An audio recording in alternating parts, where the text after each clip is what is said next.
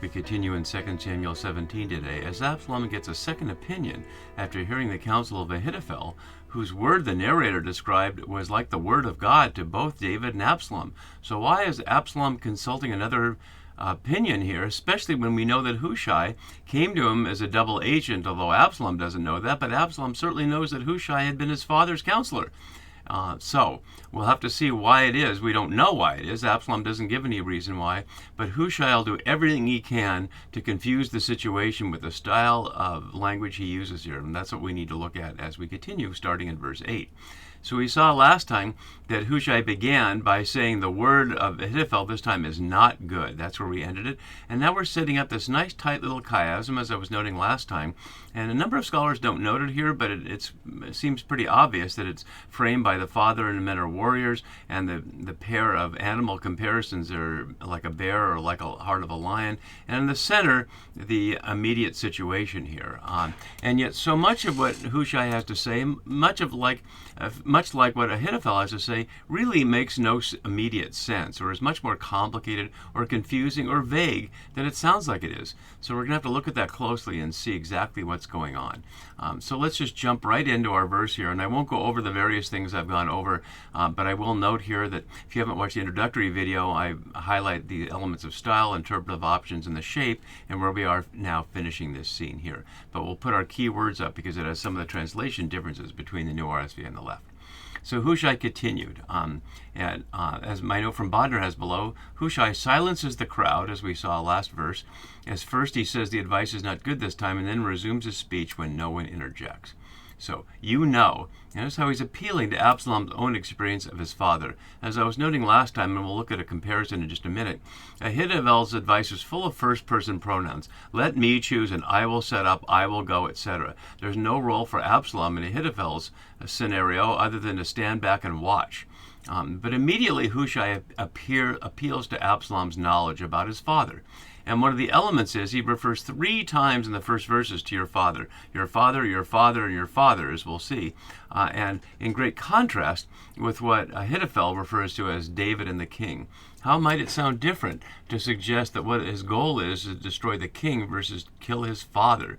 We obviously know they're the same person. Absalom knows that, but emphasis can make a huge difference on how people respond.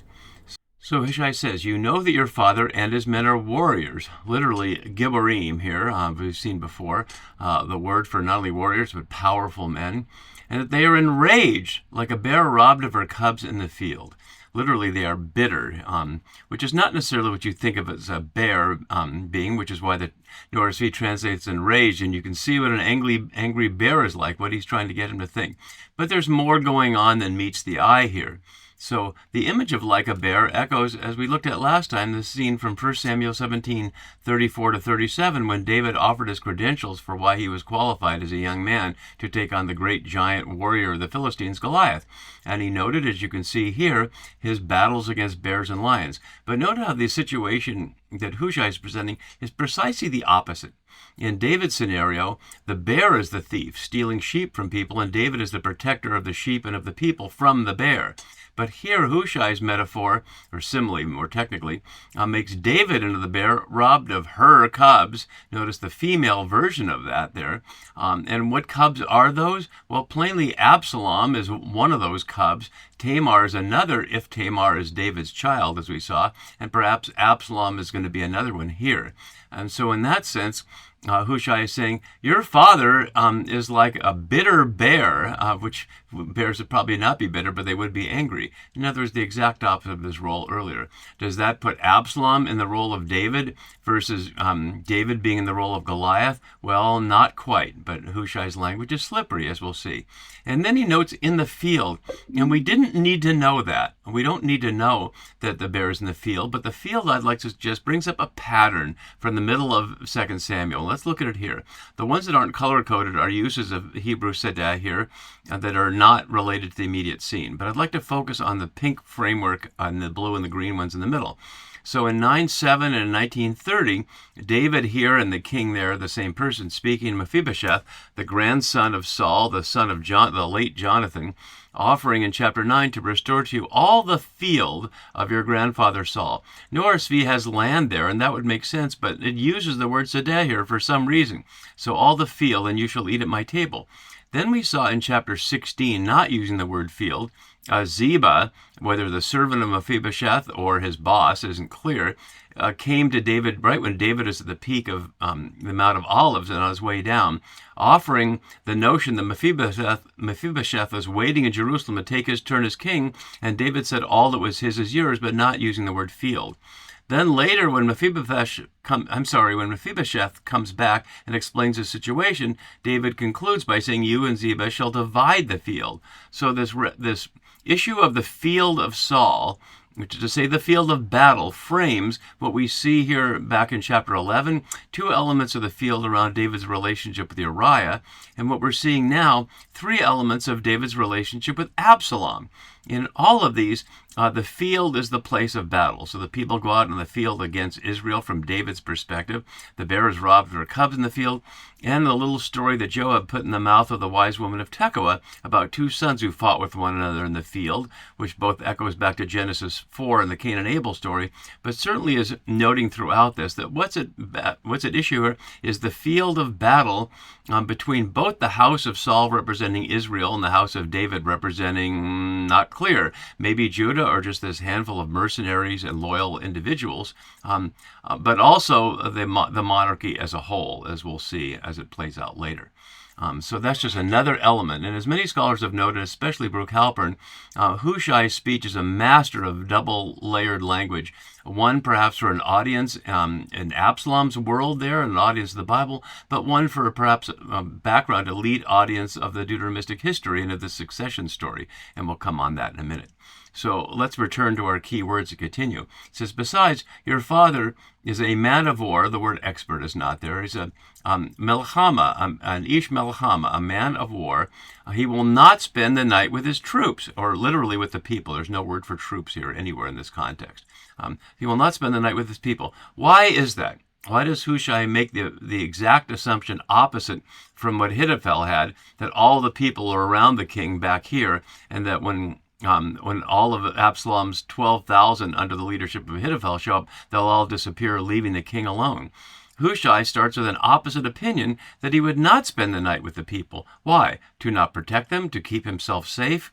Is it like a king in the pawns in a chess game where the king stays protected? But as we've seen, the king is supposed to lead the people in battle, and that's exactly what David didn't do in chapter 11 when Uriah refused to go and have sex with his wife because his fellow soldiers were out there sleeping in the field, is what we just saw him say. So a lot of layers going on there. So whether this is true or not, Absalom has to decide, but it just rushes right through. And he notices not spend the night with with his troops or with the people. Which night is that exactly? Are they coming along at night here? Ahithophel said that he would come that very night. So would they come upon David with the people or not? And now Hushai continues like he knows something here. We'll look at the note below in just a second, but he says, even now he has hidden himself in one of the pits or in some other place. How does he know? On one level, Hushai might really know, but how does Absalom believe that Hushai knows? The even reflects Vehenna, behold, which is what the URSV always leaves out, but actually adds a ta, Hina Baha, so behold even now. So looking at my note down below here, elements of Hushai's argument in verse 9, when examined closely, are weaker than they sound in the heat of argument, such as, or in some place, or at the first attack, or the soldiers will run. And as my note below has from Falkelman, these three weak spots cause the critical reader to note that Hushai occasionally drops a stitch and almost always loses control during his difficult task of distracting from reality by producing pretty veils at a constantly high level. Nicely put by Falkelman, and we'll see how he continues to do that as we continue through his speech. And notice all the similes and decorative language with which he hides what's really going on. So now he suggests that David, the king, although never referred to that way, only referred to as your father, has hidden himself himself. Is that what he would do? We've seen hiding before, but it was in the time of Saul and Jonathan, not in the time of David, other than perhaps when he was hiding from Saul, in one of the pits, ironically anticipating 1817, where a pit will be dug to put Absalom's body in, or some other place, which is to highlight he's not saying where he is at all. So Ahithophel, as we noted last time, left out the notion that he had any idea where he was. We saw, I will go upon him, but we didn't know. No specification was made of place, but here it could be anywhere. He could be in one of the pits, or he could be anywhere. And when some of our troops fall, notice it's assuming, but wherever he is, we'll find him. And then he's noting some of our troops, which is to say Absalom's people, again, troops not there, when some of us fall at the first attack, suggesting he's going to be right there in the middle of battle. Whoever hears, doubling it there, again, adding for his language, double language, and we'll see it again in just another verse. Whoever hears it, yes, hears, they will say, there's been a slaughter among the people who follow Absalom. Is that what they would say? Is that what would happen? Is he saying the first people that will be attacked is our people there? By whom? If David is not with the people, are they going after David, or are they going after the soldiers? It's very unclear what Hushai is saying here. Then he continues on the other side of the chiasm here. Then even the valiant warrior, that literally is son of power here, not Gibber here, but the son of power, as I have on the right side, whose heart is like the heart of a lion. We don't need to hear that, but that is the other half of reminding us in 1 Samuel 17 of David's power there, will utterly melt, or will dissolve, yes, dissolve, notice the multiple doublings, with fear. Is that right? Is that right? When they hear that when some of Absalom's warriors hear that some have fallen, they'll all disappear? In other words, Hushai is saying what will happen to Absalom is exactly what Ahithophel said would happen to David. That when David saw the 12,000 soldiers coming down toward the Jordan, they would all run away. Hushai is saying the opposite, that when some of Absalom's people see there's an attack, they'll all run away.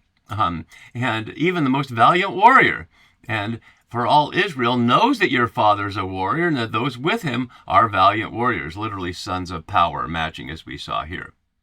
So he's suggesting that Ahithophel's counsel is wrong because it's Absalom's people that will run away, and that David won't run away. So that completes the little chiasm. Let's go down further on the right side of the screen and on the biblical text on the left side so we can see what he actually offers as counsel starting in verse 11. So he says here, and as Halpern notes below, and this is an important note, and there's more to it than this note, but I really want to highlight it because Halpern is just so good at revealing this, not only about the scene, but about the entire succession narrative. So he says, a reader might suspect a hidden message to Absalom, even in this reasoned counsel. Can one trust the courtiers who take Absalom's side to fight against David? Still, this bracketing with rumor indicates an understanding of the impact of the news on the hearer, who overreacts, misinterprets the reality which the words reflect. In some, words, even truthful words, can be and are deceptive. They have two sides. This is both an unusually honest and virtuoso exposure of the scribal ethic about composition, and a key to understanding how an inner circle was meant to understand the text. And Halpern is saying that in conversation with the great King David report that you can see here, written by an East German dissident during the Cold War, imagining a journalist who's assigned to tell the story of the succession, trying to negotiate the line between his ethical responsibility as a journalist or a historian to tell the truth, but wanting to take care of his family with a wife sick with cancer and not get killed by the king for saying too much truth. And isn't that the truth even in our moment today, when powerful leaders are always threaten the media with consequences if they dare to speak the truth? And so Hushai is certainly not speaking the truth here at one level, but he's speaking a truth that is deceptive, and that's the most slippery kind, as we can see. So here's his counsel.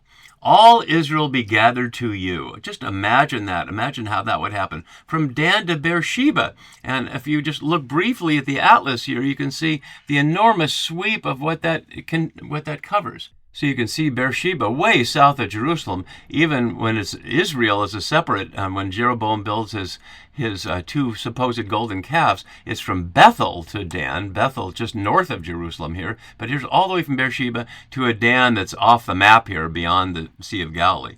So imagine gathering all those people. How does Hushai think that's going to happen? Even greater than the 12,000 that Ahithophel said that he would gather that night, adding unnecessarily the simile like the sand of the sea for multitude, which we hear echoed in the Genesis story and the promises both to the patriarchs there and in the Joseph story later. And then you will go to battle in person, or as we see it in the more literal, and your face walking in the midst. So not just in person, but in the midst, as you can see in the picture here.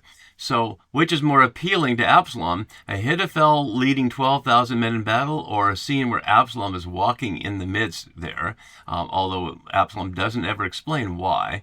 So he continues. So we shall come upon him. Notice Hushai is putting himself right in the middle of it without ever naming it as part of the we. In whatever place he can be found, notice it's doubled again.